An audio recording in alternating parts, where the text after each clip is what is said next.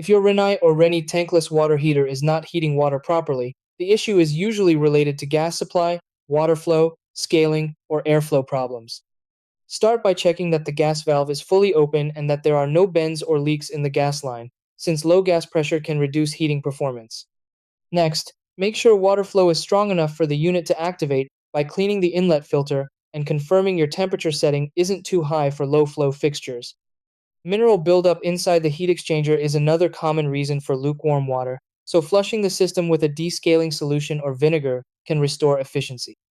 Also, inspect air intake and exhaust vents because blockages can limit combustion and trigger heating errors. If the heater still struggles, check the display for error codes such as ignition or scale warnings and try a simple reset by turning off hot water taps and restarting the unit. Persistent errors or repeated heating problems usually mean sensors, gas components, or internal parts need professional inspection.